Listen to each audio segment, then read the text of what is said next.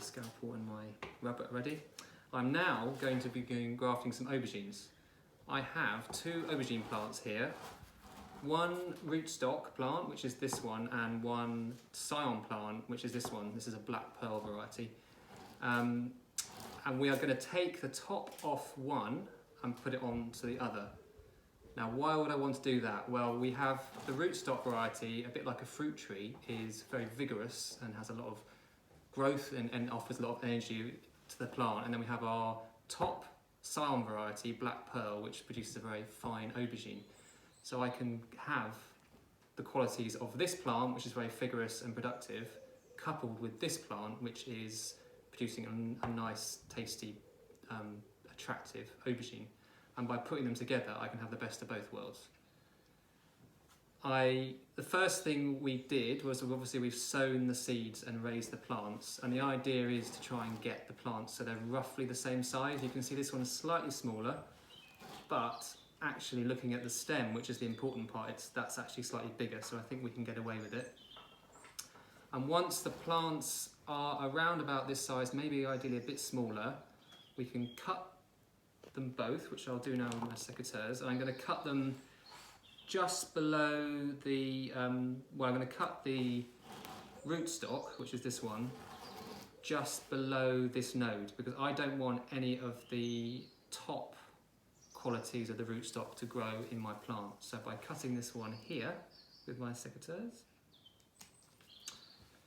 I have removed all of the top growth habit of the rootstock, and I've also left myself enough of a stem to graft my top scion into. So next stage is to, I'm using a scalpel here because that's nice and sharp and delicate. I'm just going to cut a slit into the rootstock plant. It's in the middle as possible and not too deep. I'm gonna just block it by holding it with my finger just so it doesn't split too far. And I'm going to get that in the middle and just gently cut that down like that. So I'm going 3 or 4 millimeters, I guess. And that should hopefully be enough. And then if we move over to the black pearl, the scion variety, which is going to go in the top.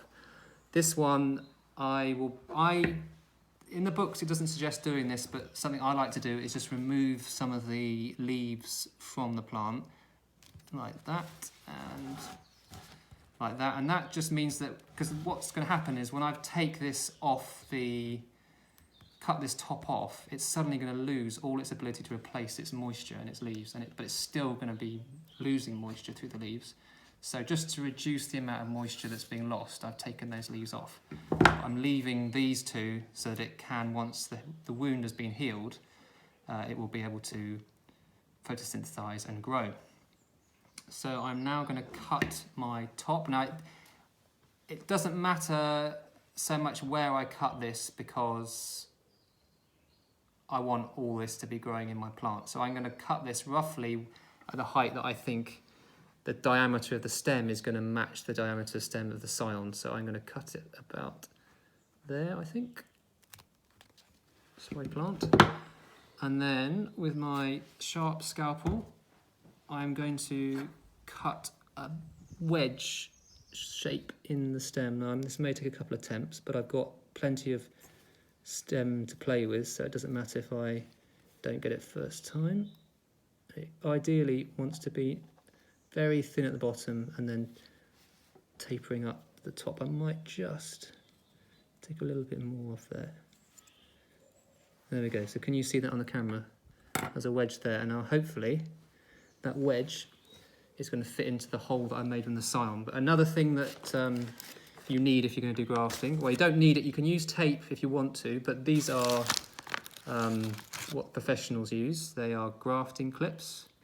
So you have 2 holes. The bigger hole is so you can put some kind of support in there to hold the plant up if you need it. And then the hole with the slit in it, the smaller one, is what wraps around the plant. And that just holds the top and the bottom sections together while they heal over. We have done it in the past just by wrapping tape around, and that works well, but this, just because of the way it is, it just offers a little bit more of a grip and it helps to hold them together. So what I'm going to try and do now is I'm going to find that slit that I made and match up the slit with the wedge. If I can fit that in there, you can see it's already quite a bit of sap's coming out there. There we go, so that's gone in there. Now, I don't really like that cut, so I'm going to just, it's a bit of a gamble, I know, but I'm going to try and take it a bit lower and do it again because it's not quite as in the middle as I'd like. So with my scalpel, I'm just going to make that cut again, try and get it a bit more in the middle this time. It's tricky because I'm putting a bigger stem into a smaller one, so, but it doesn't seem to matter too much. The main thing is once you've got that in there, you can see that's gone in, is that if I can get this clip on like that, and what I'm going to do is I'm going to make the two sides of the clip go either side of the split to try and hold it together. And hopefully once I've got that on there, we should find, I'm going to have to hold it open with one finger. This is where you need an extra hand, if you can.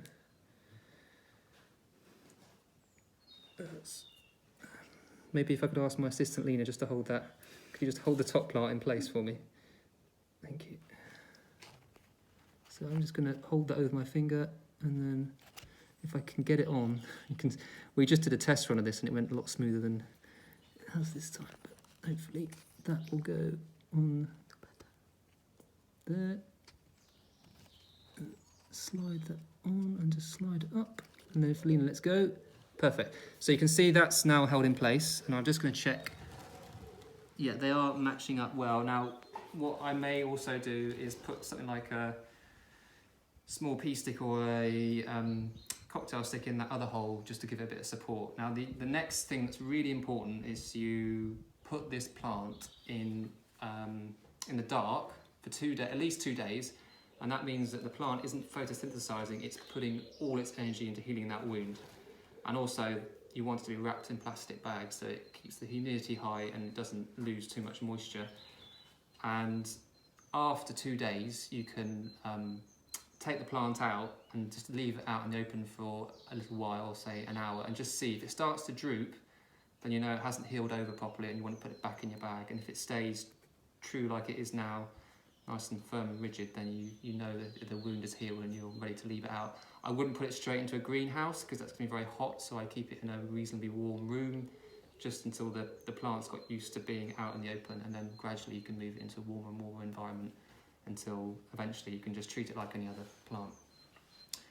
And hopefully within a few months' time we'll be getting lots of lovely aubergines from this, and we are going to be growing some that we've grafted and also some that we haven't grafted this year, to try and compare the yield, because obviously it's quite a lot of work to raise this, and we've just used 2 pots, 2 lots of compost and 2 seeds to produce 1 plant, so we want to make sure it's worth doing going forward. Can you do it with any other veg? You can. We are grafting tomatoes this year.